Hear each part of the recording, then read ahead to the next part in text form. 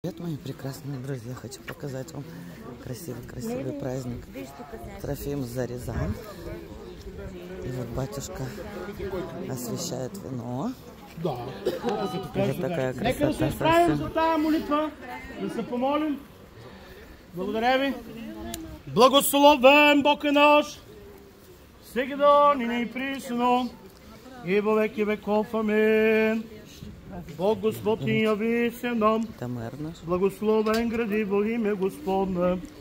Бог Господ ни яви се нам, благословен гради во име Господне.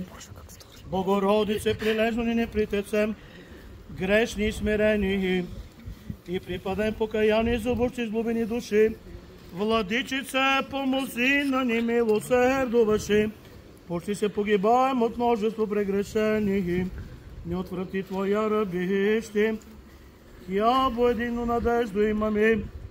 На Господа да се помолим, Господи помилуй, яко святе си Боже наш, и Тебе слава восилаем, Отцу и Сину и Светому Духу, нине и присно во веки веков. Амин. Слава Тебе, Боже наш, слава Тебе, нине наставреме всеко свещающе и правене наше судия, но обрати се душе к покаянию, яко блудница за общо слезами, Господи помилуй ме. Пресветая Богородица, спаси нас.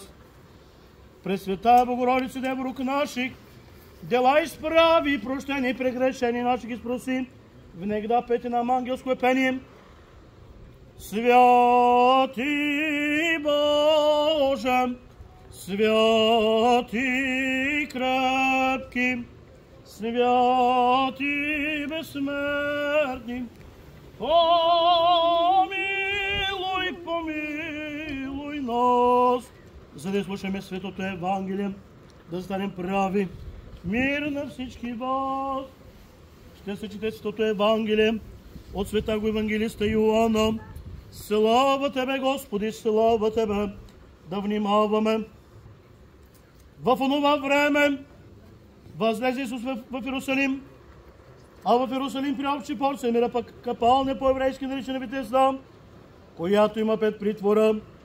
В тях лежеше голямо множество болни, слепи, хроми и съкнали, които чака да се развижи водата, защото ангел Господен от време на време седеше в капалнята и развижваше водата, и който превлизаше след развижване на водата, оздравяваше от каквато и болест да бе налегнат.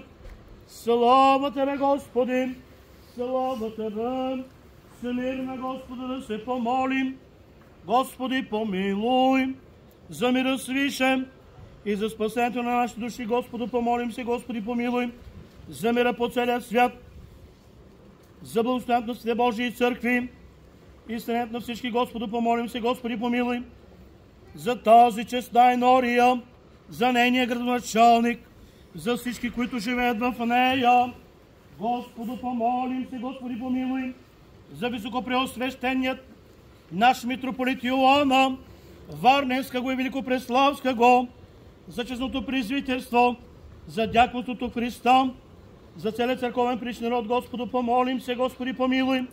За православният наш български народ, православните християни и за цялото наше христолюбиво воинство, на Господа се помолим. Господи, помилуй!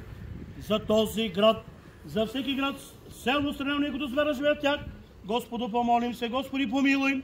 За добротворен въздух, за изобилен земти плодове и за мирни времена, Господу, помолим се. Господи, помилуй! За уния, които плават, за уния, които пътуват, боледуват, страдат, които са в плен, и за спасението им, на Господа се помолим. Господи, помилуй! За да се освети тая вода, чрез силата, действието на Святаго Духа, Господу, помолим се. Господи, помилуй! За да слезе върху тая вода учително действие на Сръка и Светната Троица, Господу, помолим се. Господи, помилуй! За да бъде тая вода лечителна за душите и телата и прогонваща всяка съпротивителна сила, Господу, помолим се. Господи, помилуй! За да се изпрати болта на избавление благословението Йорданово, Господу, помолим се. Господи, помилуй! Защити, спаси, помилвай ни, запази, Боже, с Твоята благодат, Господу, помолим се. Господи, помилуй! Като си спомним всички свети, пресветата, пречиста, преблагословена, славна владичица наша Богородица и Преснодева Мария, нека сами себе си един друг оценен живот на Христа Бога да дадем на Тебе, Господи, защото на Тебе подава всяка слава, чест и поклонение на Отца и Сина и Света Дух, сега винаги и во веки веков. Амин. Господу помолим се, Господи помилуй. Боже великославни, който правиш безброй чудеса, дойди сега, владико, пребици, които се молят и пред Светия Твой Дух, то свети тая вода и дай на приемащите Твои раби. За рабите си, които стоят тук и се молят и които по уважителна причина отсъстват, дай им, Господи, премахване на страданията, прошка на греховете и изцеление от болка и освобождение от всяко зло, така се твърдяване, освещаване на това Божие лозе, очистване от всяка сквернота и прогонване дяволското коварство. Защото е благословено и прославено пречното велепно име Твое на Отца и Сина и Света Духа, сега винаги и во веки веков. Амин. Спаси, Господи, люди Твоя и благослови достояние Твое. Победи православному българскому народу, православни християн, на съпротивния даруя и Твое сохраняй крестом Твоем жителство. И от коварството на зли човеци направи го да принася време плодове и го изпълни със Твоето благословение и изгони от него всеки звяр, гад, червей, мухи, зараза и изгнание, и изгаряне и